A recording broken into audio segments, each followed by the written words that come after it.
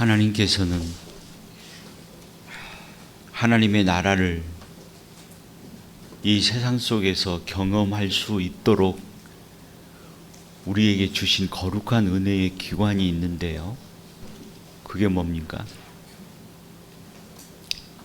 그러니까 하나님의 나라를 경험해야 그 경험된 믿음의 모습을 가지고 우리가 신앙에 대한 소망을 가질 수 있는 것 아니겠습니까? 그래서 더 사모하고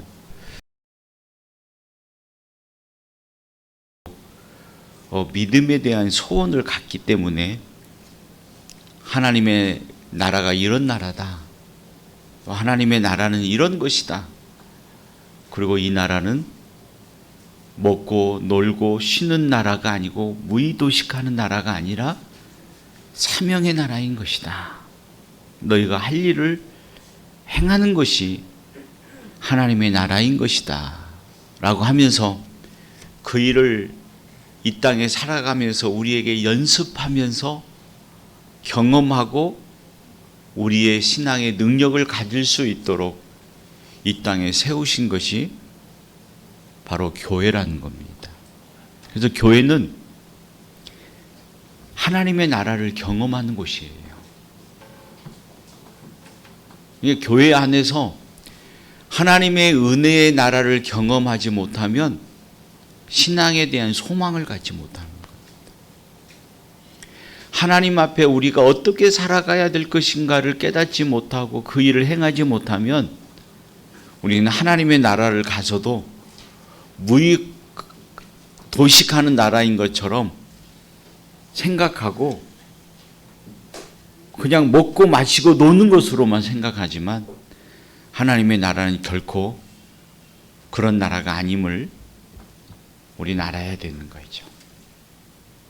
하나님이 이것을 우리에게 이미 보여주신 놀라운 하나님의 역사의 사건이 있는데요. 그건 바로 이스라엘 백성들을 가나안 땅으로 인도하셔서 이스라엘 백성들이 가나안에 들어가면서 그 안에서 이루고 가야 할 일들이 무엇인가를 깨닫게 하시고 그 일들을 통해서 하나님의 나라는 이러한 나라다 하고 보여주는 것이 바로 출애굽과 가나안에 들어가는 입성의 사건입니다. 그래서 교회는 쉬고 먹고 놀며 행복을 누리는 것이 아니라 하나님의 사명을 이루어 감을 통해서 인간의 행복과 기쁨과 가치를 누리는 것이 바로 우리의 신앙의 삶이라는 사실을 경험하는 것이 교회인 거예요. 그래서 교회 안에서 이 사명을 잃어버렸을 때에는 그냥 교회 다니는 것이 무의미해집니다. 마음의 소원이 사라져버리고 그냥 때가 되면 왔다 갔다 하는 정도의 신앙생활 할 뿐이지 하나님 앞에 어떠한 일들을 감당하고 가야 할 것인지 나는 부족하고 연약하고 힘이 없지만 하나님께서 나에게도 요구하시는 것이 무엇인지를 분별하면서 하나님의 사명을 위해서 헌신하고자 하는 마음들이 사라져버리게 되는 거예요. 그래서 갖기 많은 사람들이 갖기 쉬운 것이 뭐냐면 나는 이제 필요가 없어. 그러니까 내가 아니어도 다른 사람들이 내 대신 다 할 거야 하는 생각을 갖게 되는 거죠. 만약에 그렇다면 우리가 비약적으로 생각해 볼 수 있어요. 다른 사람은 하나님께서 다 복을 주시되 나만은 안 주셔도 된다. 그런 생각을 여러분들이 가지고 있습니까? 네? 그랬으면 좋겠어요? 반응이 없네요. 하나님 나만 복 안 주고 다른 사람들에게는 다 복을 주셔서 다 잘되게 해주십시오. 그러기를 원하십니까? 모든 사람들이 나를 포함해서 하나님의 은혜 가운데 장중에 빠져서 늘 하나님의 은혜를 경험하는 교회가 되기를 소망합니다 하는 소원이 있습니까? 네. 그렇다면 우리 모두가 그런 삶을 살기를 소망해야 됩니다. 그래서 그런 교회가 참된 교회냐 거짓된 교회냐 구분점을 가질 때에는 무엇으로 가지느냐? 하나님의 말씀으로 가지는 거예요. 그렇지 않겠습니까? 교회의 능력은 하나님의 말씀의 능력인 거지 사람의 행위의 능력이 아닙니다.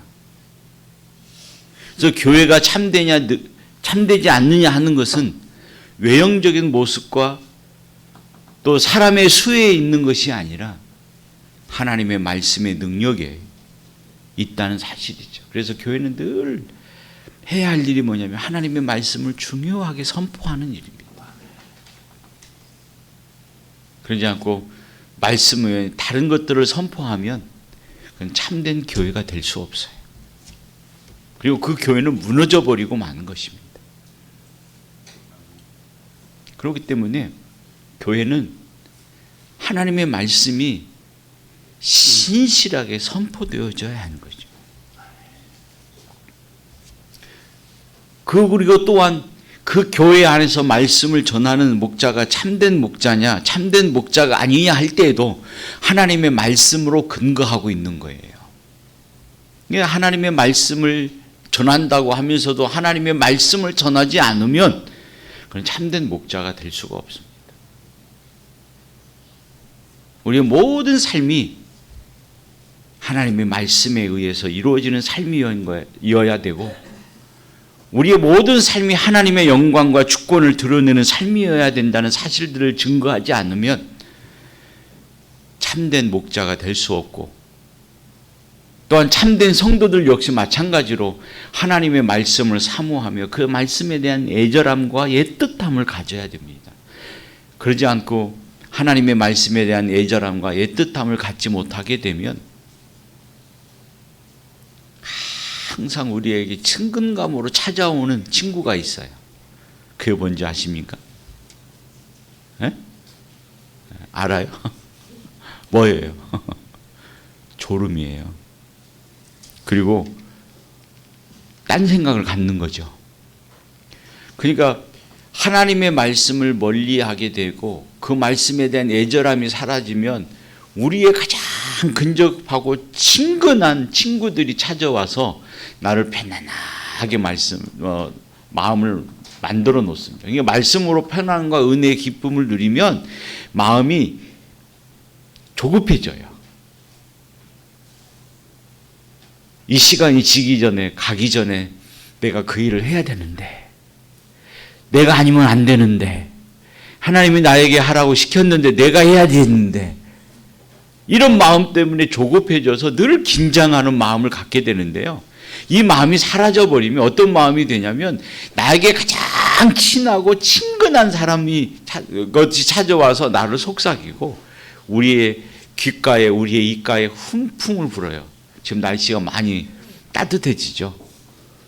점심때가 되면 늘 점심을 먹고 나면 졸음이 오죠. 봄에 춘근증이라고 하잖아요.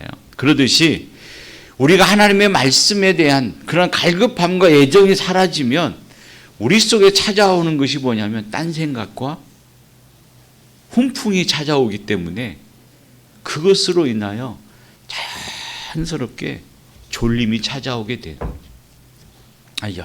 열심히 평안하게 주무시다가 이제 가시는 거죠. 그러면서 하시는 말씀이 뭐냐면 하나님은 사랑하는 사람들에게 뭘 주신다? 네? 잠을 주신다 하고 자기를 이해시켜요. 여러분 하나님을 사랑하기 때문에 여러분들이 예배 시간에 하나님의 말씀을 듣는 시간에 졸게 하시겠어요? 절대로 그렇지 않습니다. 잠이라고 하는 건 평안함입니다. 하나님의 말씀을 통해서 평안을 누리는 거죠. 그래서 교회는 말씀의 근거로 삼아서 그 교회가 참된 교회냐 거짓된 교회냐 구분되어지는 것이고 선지자들도 역시 마찬가지로 말씀을 전하는 자도 마찬가지로 그가 진실한 말씀을 전하느냐 그러지 않느냐 하는 것에 따라서 말씀이 달라져요. 제가 어제도 유임식이 있어서 유임식을 목사님이 이제 말씀을 설교하는데 죄송합니다. 이게 험담하려고 하는 건 아닌데 제가 뭔 소리를 들었는지 좀 지금도 이해가 안 가요. 본문 하나를 딱 잡아서 딱 놓고 말씀을 하시는데 전혀 본문과는 상관은 없는 이야기들을 말씀을 하시는 거죠. 그리고 당신이 이제 운전면허 땄던 이야기만 이야기하시고 끝내버리는 거죠. 그래서 내가 왜 여기 앉아 있었는가 그런 생각들이 좀 많이 들어서 참 안타까운 모습을 갖게 됐는데요. 교회는 하나님의 말씀에 의해서 세워져 가는 거죠. 참된 목자도 하나님의 말씀에 의해서 세워져 가는 거예요. 오늘 사도 바울이 이야기하는 것처럼 우리의 신앙의 능력은 하나님의 말씀을 위한 말씀으로 인한 말씀과 더불어 역사하시는 성령께서 우리 속에 역사하심을 통해서 나의 삶으로 그 믿음의 능력을 표출해 나가는 것이 우리 신앙의 능력이 있는 것이죠.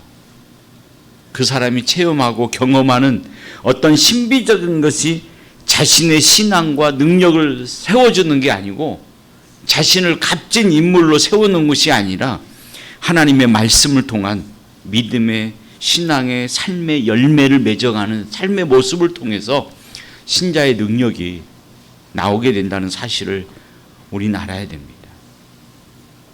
그래서 바울은 자신이 경험한 이야기를 하면서도 이걸 가장 조심하게 여겼던 거죠.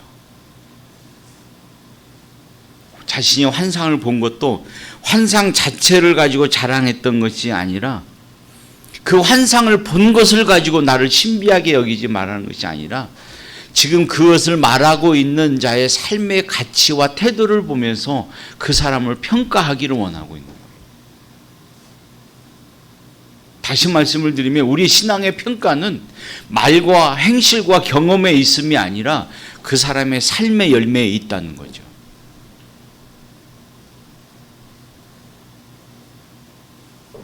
우리 신앙의 측정은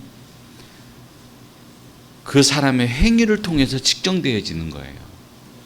말에서 측정되어지는 게 아니고 그 사람이 경험한 것을 자랑한 것에 의해서 그 사람의 신앙의 능력이 측정되어지는 것이 아니라 그가 하나님의 말씀을 깨닫고 그 말씀에 합당한 삶으로 열매를 맺어가는 삶으로 성실하게 그 뜻을 이루어가고 우리 교회가 그들이 섬기는 교회가 하나님의 나라라고 하는 사실을 입증하고 나가는 삶을 살아가고 있느냐 하는 것에 그 사람의 신앙의 능력이 증명된다는 사실들을 우리에게 가르쳐주고 말씀하고 있습니다.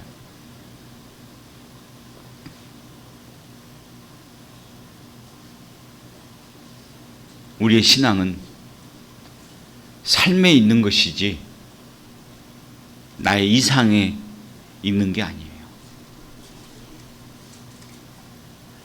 나의 신앙의 능력은 행위에 있는 것이지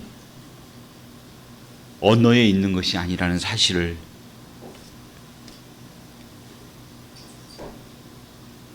깨달아야 되는 거죠.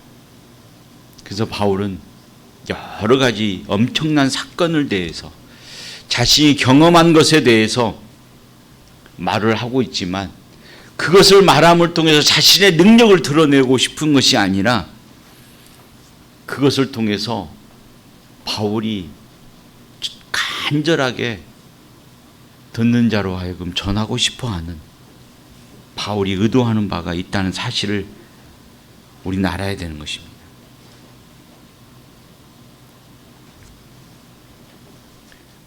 그래서 바울은 자기 자신이 그런 걸 경험했고 내가 그런 경험했고 내가 했다라고 하는 것이 아니라 그가 그렇게 얘기하고 있어요. 우리는 그러잖아요. 내가 뭘 했고 내가 이렇게 했더니 하나님께서 이렇게 해주셨다. 그 주어가 뭐냐면 나 자신이죠. 내가 한 거예요. 근데 바울은 그렇게 이야기하고 있지 않아요. 그가 그랬습니다.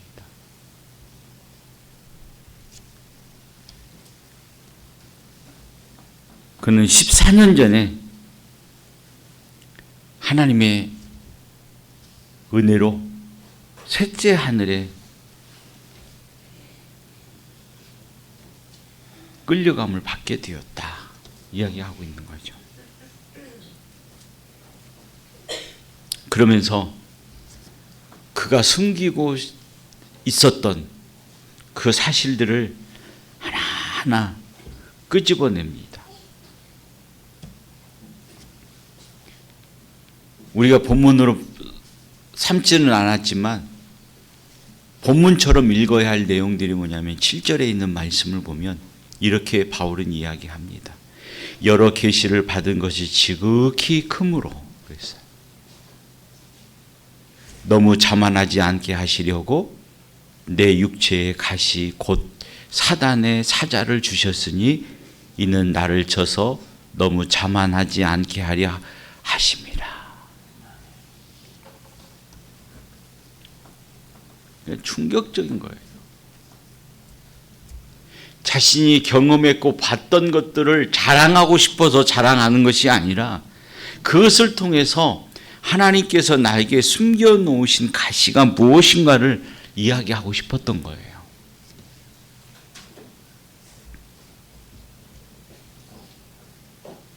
그래서 그들은 화법을 바꾸면서 자기 자신을 이야기하고 있는 것이 자기를 나타내는 것이 아니라 그라고 화법을 바꾸어서 설명하고 있음을 우리는 보게 있습니다.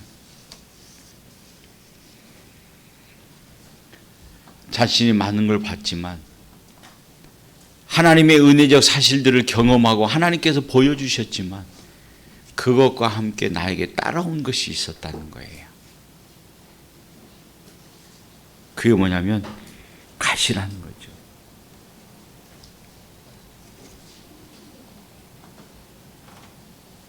내가 하나님의 계시를 체험했던 원인이 뭐냐면 가시를 깨닫게 하기 위한 하나의 하나님의 은혜였다는 사실들을 말씀하고 있는 거예요.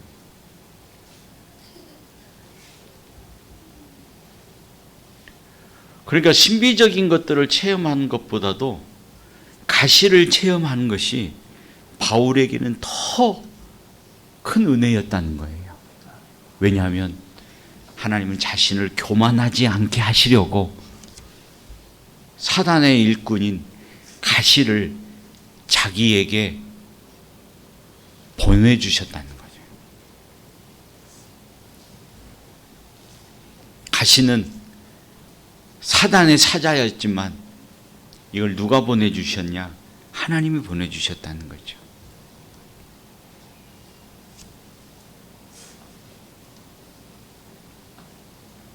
그러듯이 오늘 여러분들이 믿음 생활하기 위해서 얼마나 애쓰고 수고하고 또 많은 시간 동안 기도하고 헌신하고 봉사하고 있습니까?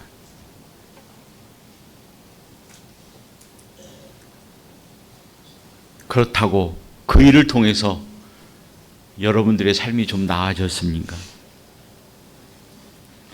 여러분들의 삶이 좀 더 편안해졌습니까? 더 이상의 근심할 일이 없고 눈물 흘릴 일들이 없어졌습니까? 우리가 그 일을 하면 할수록 우리에게 더 많은 가시가, 더 많은 아픔과 더 많은 외로움과 쓰라림이 나에게 찾아올 때 여러분들은 어떤 마음을 갖습니까?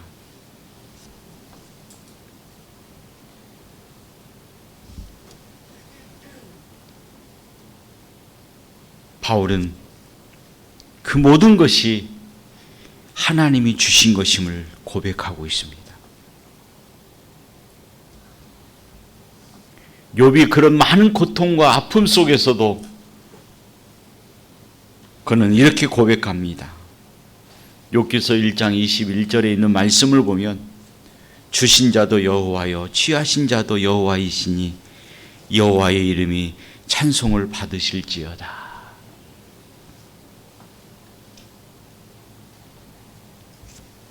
이것이 바로 성경적 신앙의 내용인 겁니다. 그러니까 하나님의 말씀으로 하나님의 백성들이 올바르게 섰을 때 우리는 하나님 앞에 이런 고백을 드릴 수밖에 없는 믿음으로 나가게 된다는 사실을 우리는 분명히 깨달아야 할 것입니다. 욥을 쓰러뜨린 자가 누구였습니까? 사단 아니었습니까?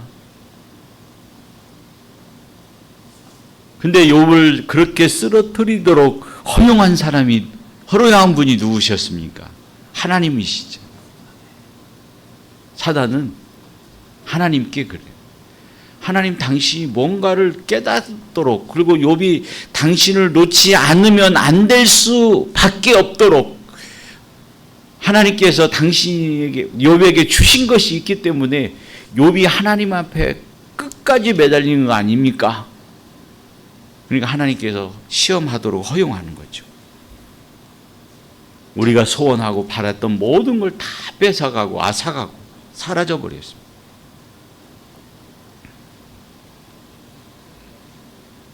그러면서도 그는 끝까지 고백하기를 주신 자도 여호와시요 취하신 자도 여호와시니 여호와의 이름이 찬송 받으실지어다 찬양하고 있습니다.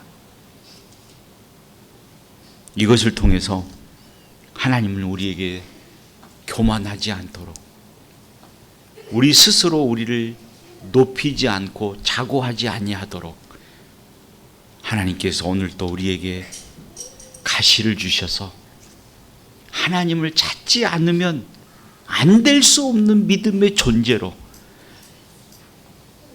나는 하나님 아니면 살 수 없는 존재구나, 나는 잠시도 하나님을 떠나서는 살 수 없는 존재구나 하는 사실을 고백할 수 있도록 하나님께서 우리에게 가시를 허락하신다는 사실을 여러분들의 마음속에 깊이 깨우쳐가는 여러분들의 신앙과 삶의 모습이 되시기를 진심으로 바랍니다.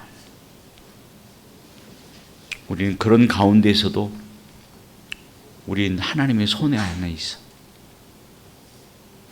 그러한 삶 속에서도 우리는 하나님의 보호하심 속에 있다는 사실을 깨달아 가야 할 것입니다. 그래서 많은 고난자들이 믿음으로 고백합니다. 이 세상의 모든 것이 하나님이 하시지 않는 것이 없다. 아브라함 카이퍼라고 하는 사람은 이렇게 고백하고 있습니다. 내가 살아가고 있는 영역 속에 한 평방미터도 하나님의 주권과 영역이 속하지 않는 곳이 없다. 이렇게 얘기합니다. 물론 이것은 번역책 속에는 그게 나와 있지 않아요. 원문에 보면 몇 페이지에 그런 내용이 있다라고 나옵니다. 근데 일반에 해석되어진 책에는 그런 내용이 기록되어 있지는 않아요.